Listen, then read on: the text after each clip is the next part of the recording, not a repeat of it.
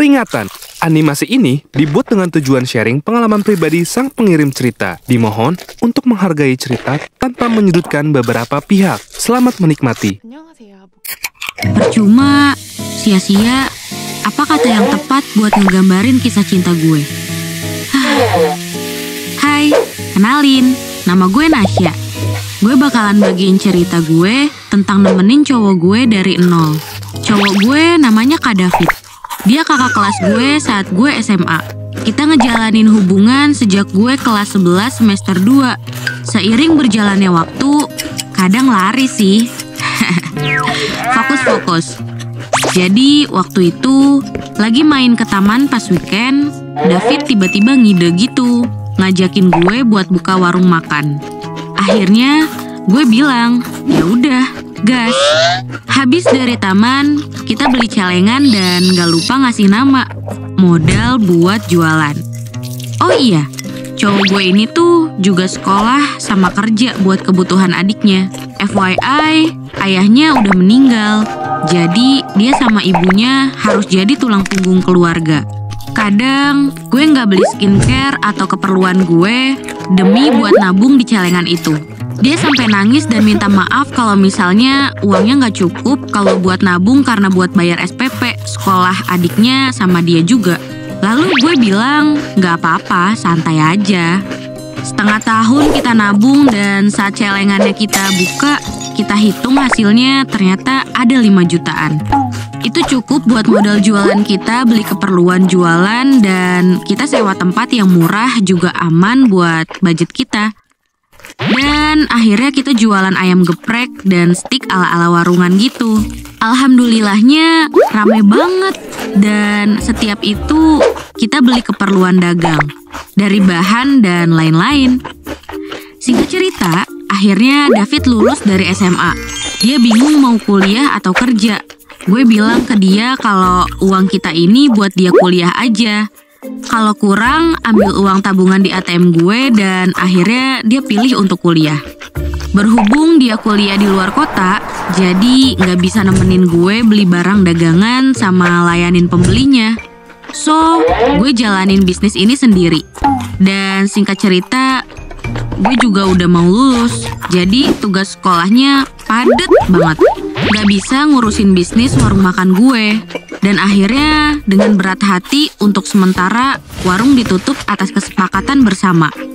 Tapi gak berselang lama, setelah gue tutup, gue coba buka lagi. Karena pelanggan udah pada nanyain dan nyariin gitu. So, gue dibantuin sama temen gue. Sebut aja namanya Lea. Dia selalu bantuin gue dan gak lupa gue kasih uang tambahan jajan juga buat dia. Terus juga kalau awal bulan gue selalu transfer ke David buat keperluannya dia. Dan ada waktu saat warung gue sepi-sepinya. Tapi pas gue curhat ke David, dia malah marah-marah. Ya, tapi mungkin karena dia ada problem juga kali ya di sana. Jadi gue coba maklumin. Ya, gue positive thinking aja sih sama dia. Sampai tiba saatnya hari dimana gue mau lulus. Nah, kebetulan sebelum hari H perpisahan SMA, gue coba ngabarin ke David buat datang ke acara ini. Tapi nasib emang nasib ya. Dia nggak bisa datang ke acara yang menurut gue penting banget. Karena momen gini tuh priceless bagi gue. Dan sedihnya lagi nih, kita tuh udah jarang ketemu gitu loh. Gue kan jadi berharap ketika ada momen kayak gini ya ketemuan gitu. Malah nggak datang. Satu hal yang bikin gue super duper kecewa banget pas tahu ternyata dia malah healing, traveling, apalah itu sama temen-temennya.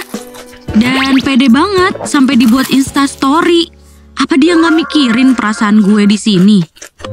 Terus gue coba DM kan ya. Dan kalian tahu nggak balasan dia apa? Sekali-kali healing biar nggak stres.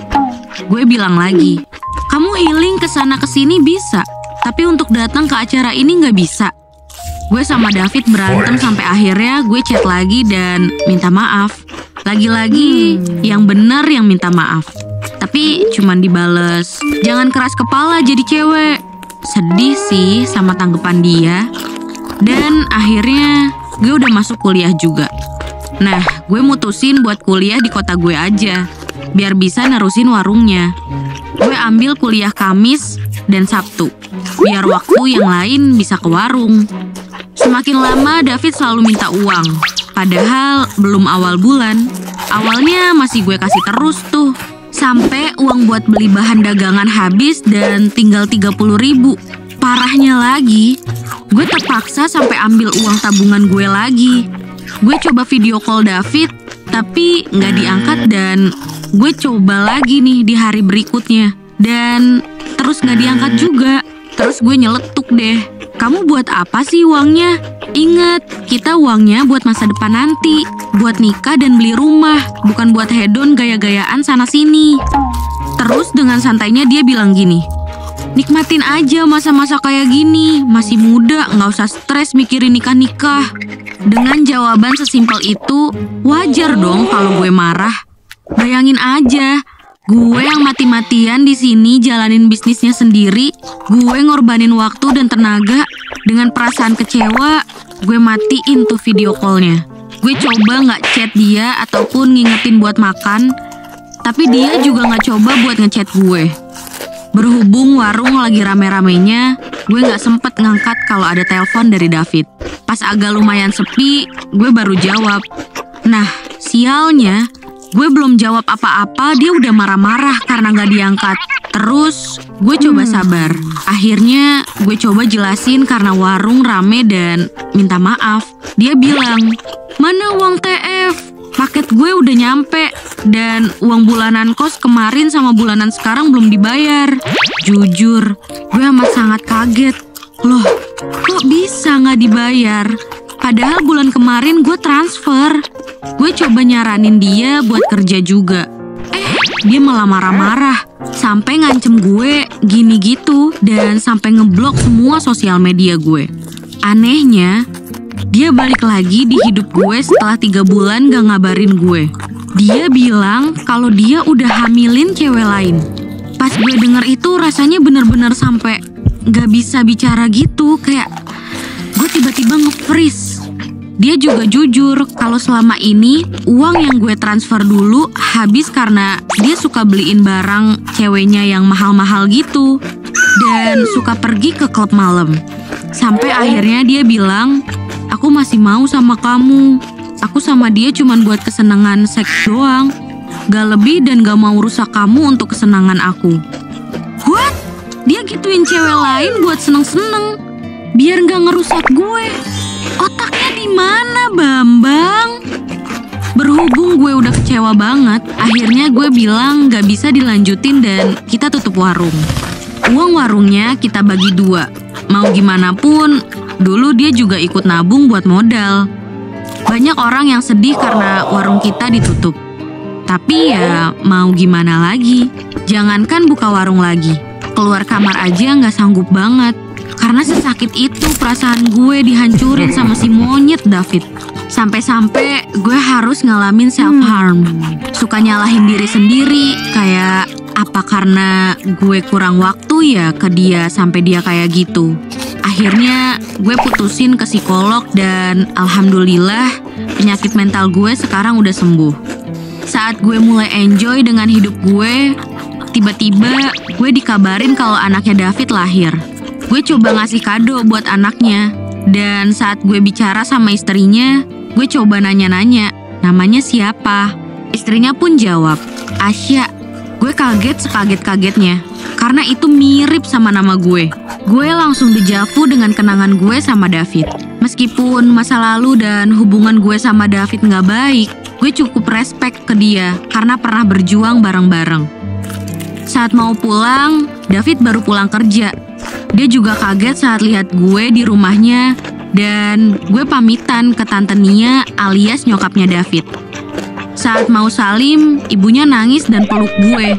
Ibunya bilang maaf-maaf berkali-kali atas kelakuan David. Gue yang denger itu pun jawab, gak apa-apa tante, udah masa lalu. Masa lalu ya masa lalu. Tante sehat-sehat ya. Akhirnya gue pamit deh. Dari sini gue belajar. Menjalani usaha bareng pasangan itu nggak mudah. Apalagi terpaut waktu dan jarak. Pasti ada aja cobaannya. apalagi perihal keterbukaan. Buat gue, terbuka itu hukumnya wajib. Biarpun menyakitkan, mending gue tahu dari orangnya langsung, daripada desas-desus nggak jelas. Buat kalian yang masih berjuang, semoga usaha kalian dengan pasangan kalian lancar ya.